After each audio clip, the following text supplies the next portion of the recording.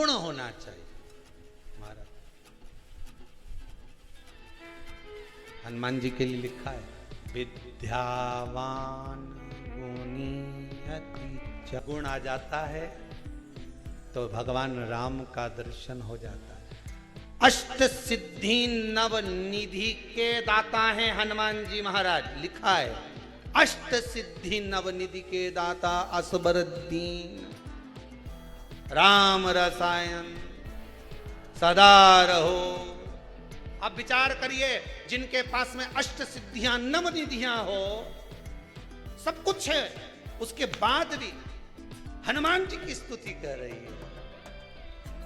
विद्यावान गुणी गुणी गुणी अति चातुर, मतलब सब कुछ हो, तुम्हारे घर में गाड़ी हो, बंगला हो, वैभव हो, सत्ता हो, तुम मंत्री बन गए, संतरी बन गए, कलंतरी बन गए, तुम्हारी मर्जी पड़े जो बन जाओ, अगर गुण नहीं होगा तो तुमको कौन पूछेगा।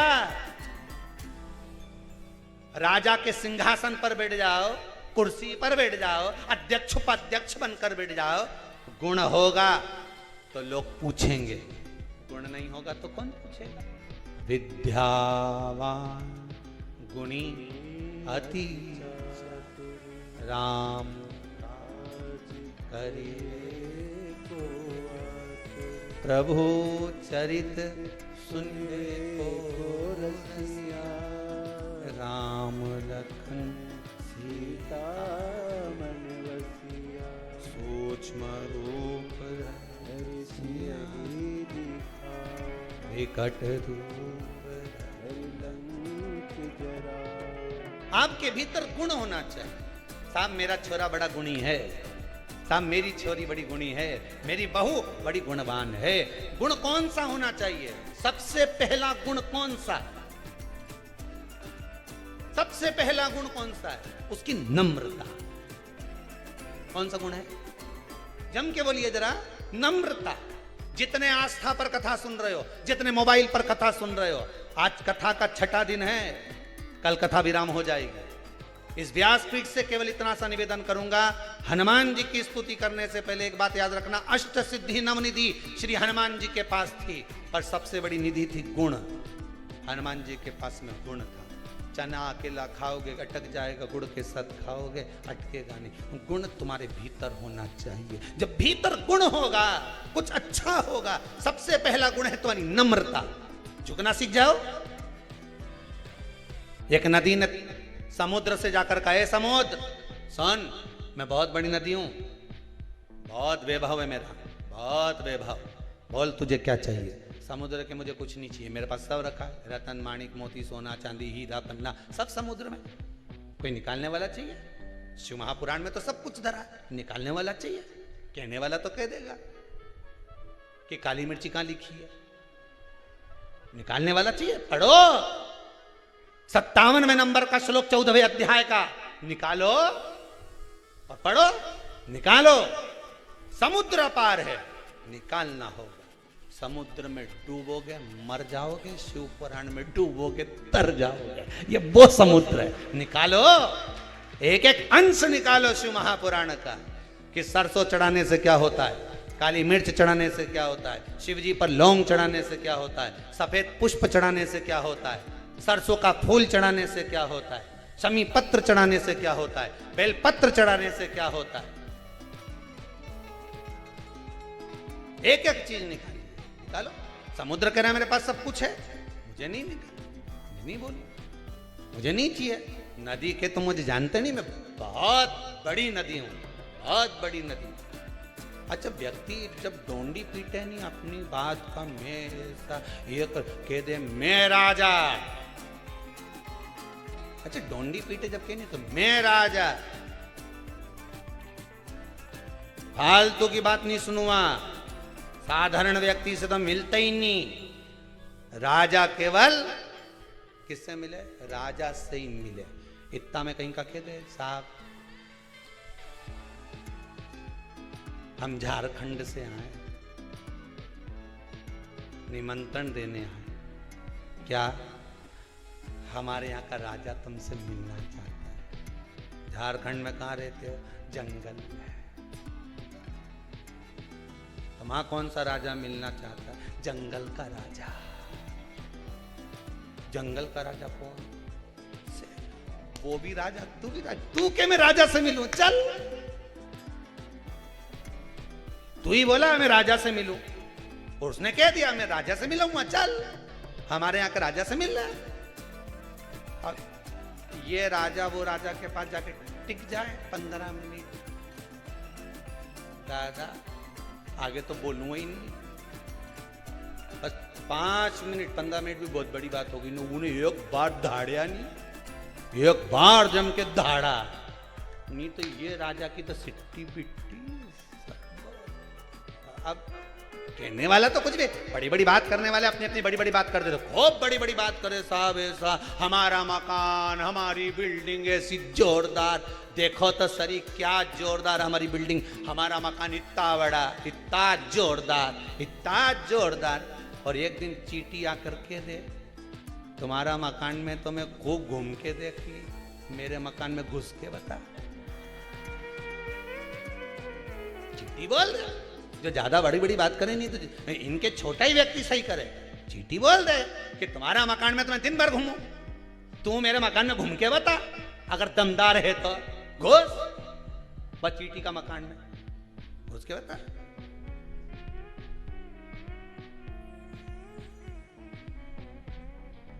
कौन जाएगा? बड़ी बात कहना सरल, बहुत सरल। कहने वाला तो कह दिया, कह देखे। नदी ने कहा समुद्र से, मैं विशाल नदी, मांग तुझे क्या चाहिए? समुद्र ने मना कर दिया, मुझे कुछ नहीं, नहीं तुझे मांगना तो पड़ेगा। समुद्र ने कहा हरी हरी दूबा ला कर दे दे, घास ला कर दे दे। अब नदी गई, इतनी छोटी सी चीज मांगी, हरी दूबा हरी घास। नदी ने अपने घाट पर जो दूबा घास लगी थी अपने पानी से तोड़ना चालू करी। पानी की लेयर ले जाए, उछाले, फिर उछाले, फिर ला।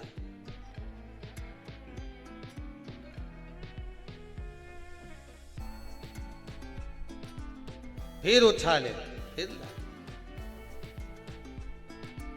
अब दूबा नहीं ला पाई, घास नहीं ले पाई। समुद्र ने पूछा नदी लिया ही? नदी बोली कि और कुछ मांग लो, मैं ला नहीं सकी। समुद्र ने कहा नदी तुझ में क्या दुनिया के किसी व्यक्ति की सामर्थ्यता नहीं है कि झुकने वाले को उखाड़ दे। तू जब दूबा लेने जाती थी तेरे पानी के वजन से दूबा झुक जाती थी, झुकने वाले को दुनिया उखाड़ नहीं सकती। तुम शंकर के आगे, गुरु के आगे, संतों के आगे, ब्राह्मण जन आगे, गौ माता के आगे, घर के बड़ों के आगे, बुजुर्गों के आगे झुकते रहोगे। किसी की सामर्थ्यता नहीं कि तुमको उखाड़ कर फेंक दे। तुम झुकना तो सीखो, नम्रता तो लाओ। प्रथम गुण है नम्रता। सबसे पहला विद्यावान गुणी अति। हनुमान जी की सबसे बड़ी गुणता थी, राम जी के सामने पहुंचे तो झुक गए, झुक गए।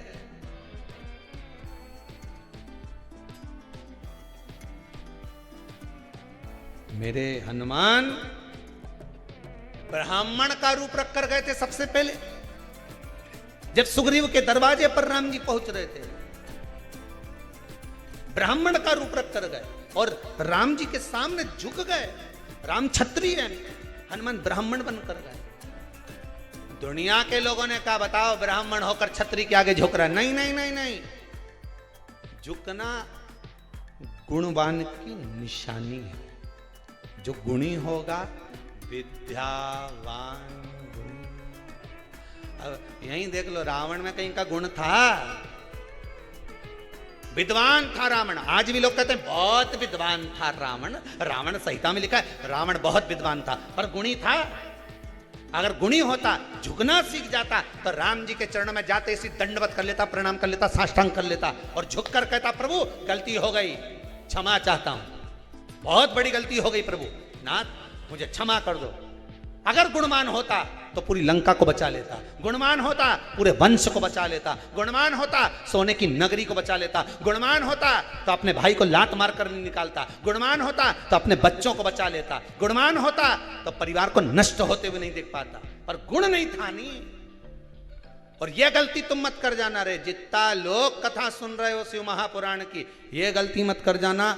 गुणवान व्यक्ति का सबसे पहला लक्षण होता है नम्रता। झुकना सीख जाओ, बस सब कुछ हो गया। ये दांत इतना अकड़े नहीं, सबसे पहले यही गिरे। ये खाऊं खाऊं करे नहीं, ज्यादा अकड़े, ये सबसे पहले यही गिरे। और जीवान कहीं गिरे नहीं। कहीं तुमने सुनी है कि वो की जीवान गिर गई पापड़ी की? कहीं तुमने सुना हो जीवान कहीं गिरी हो तो बता। दांत तो कहीं का भी कहते हैं, उनका सोफा सेट निकली गया, उनका सारा दांत निकल गया, पर जीवान कहीं गिरे नहीं। उसमें नम्रता है, झुकती है, वो नम्र रहती है और झुकना सीख गई वो जीवान। इसलिए बचपन से लेकर मरा तब तक जीवान नहीं गिरी। पर जितना अकड़ता था नहीं ये घोड़िया, खूब अकड़े, खूब पांव अकड़े, खूब दिल लात खींच खींच के एक धुआं नहीं धर के बुढ़ापा में अकड़ता था।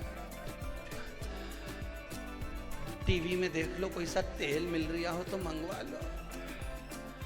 अब टीवी में दिन भर बस तेल ही बिके, उनके मालूम है खूब अकड़ा है, अब हमारे तेल काम आएगा। टीवी जब जब खोले तो कहीं ना कहीं का तेल बेचने वाला मिल ही जाए। ऑनलाइन बुलवा लो तेल, गोड़िया मलेगा। ये कमर पीठ खूब अकड़ती थी, तुम क्या जानो, ऐसा 4-4 बोरा तो हम पीठ पे तोक के ले जाए। खूब अकड़ा, अब बापड़ा यूंच पड़ा, अब नहीं बने मार से दादा। अब तो लोग कह रहे हैं कि गांव में कोई मर गया, वो के कंधा दे दादा, मुझे कंधे की जरूरत है, तू दूसरे को दिलवा दिया है। शमशान तक तोक के ले गया तो लोग मुझे वहीं जलाएंगे। नीचो अकड़े,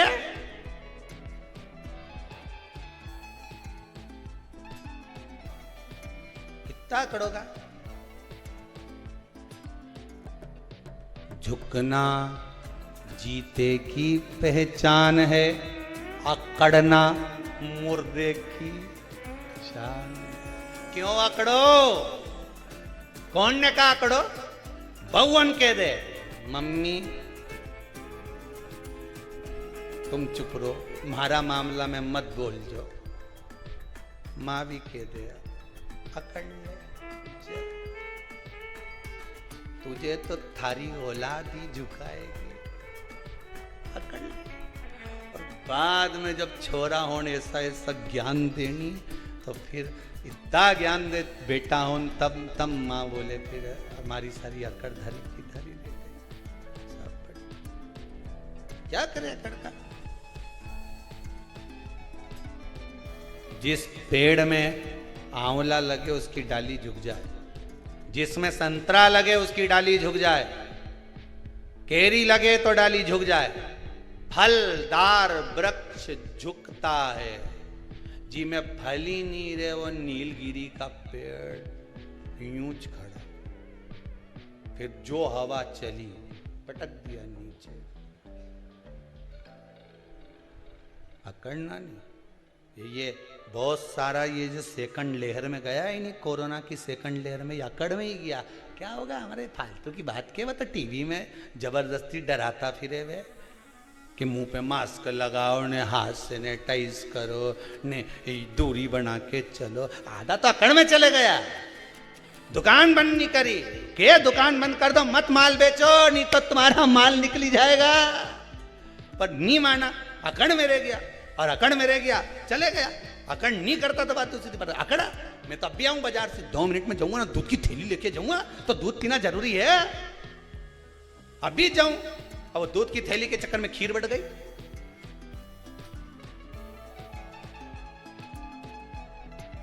और क्यों किसी और वाला महाराज तो आड़ी तड़ी कथा बाचे। आधा अकड़ में चले गया।